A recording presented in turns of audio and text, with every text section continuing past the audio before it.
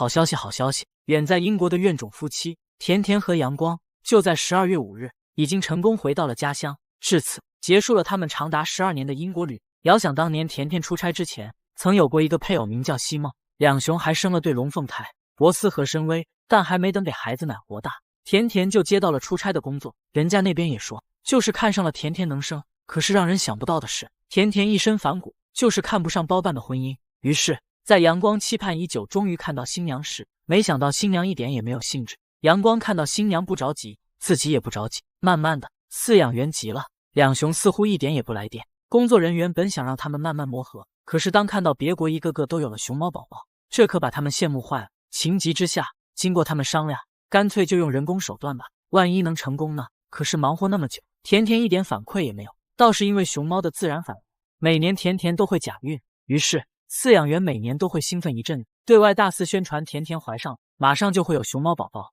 整的那边民众也跟着庆祝。谁说我们没有熊猫宝宝？结果打脸的很快就来，好吃好喝伺候了甜甜几个月，甚至连飞机都不允许从动物园上方飞，等来的却只是一场空。一起生活10余年，竟然擦不出爱情的火花，简直就离谱。饲养员偏不信这个戏，还想再多试几次，没想到阳光直接给他们来了波大。阳光因为查出肿瘤问题，不得已直接被嘎掉了宝贝。这下英国人最后一点念想也被击碎。就这样，甜甜和阳光享受了2年安生日子。如今两雄也都已经回国，这场包办婚姻也彻底结束了，就在家各自好好过日子吧。反正2个怨种也估计再也见不到面了。你见过熊猫饼吗？这摊在草坪上蠕动，便是我们23年新出炉的小熊猫，因为它满脸的炸毛，因此被粉丝亲切地称为小鳌拜。小鳌拜的狐狸嘴巴酷似花花，宽平大脸又像极了梅兰肉肉，可以说集齐了成为顶流的全部要素。只见小鳌拜在草里慢慢蠕动着，他惊奇的眼神就像每只熊猫第一次看到外面的场景一般，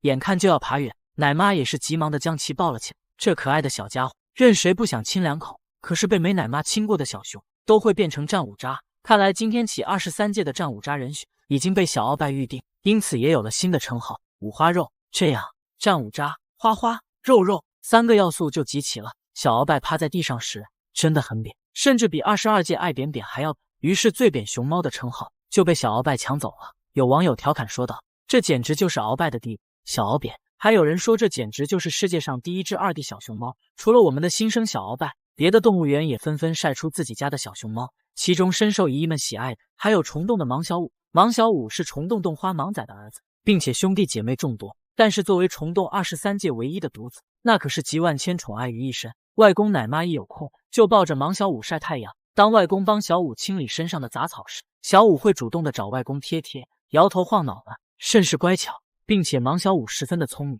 才4个月大就已经会自己回家了。只见小五魔性的步伐简直萌化了大批网友，当自己晒太阳时看到外公来了就会哼唧的叫着。看来小五是真的很喜欢外公。如今各家幼崽都已经逐渐公布，话说我们的北洞光棍俱乐部怎么迟迟没有动静？一声丫头让无数的网友落泪。如今丫丫已经回家半年之久，其状态明显要比当时的瘦骨嶙峋好太多。可以看到丫丫现在的食物是极其丰富的，窝窝头、苹果、竹子应有尽有。从侧面看，丫丫已经完全胖成了个球。吃完了饭前甜点，丫丫紧接着吃起了竹笋，一口接着一口，根本停不下来。在阳光的照射下，我们的丫丫显得格外的有精神，让人根本想不到，在几个月前，我们听闻到乐乐的去世，还在担心丫丫是否能正常回国。毕竟当时的丫丫，从视频上来看，确实不容乐观。丫丫平常喝的水看起来都浑浊不堪，上面飘着的脏东西也没人清理，并且有视频爆出，丫丫对着笼子一直磕头，却也没人来进行喂食。即使吃到一顿竹子，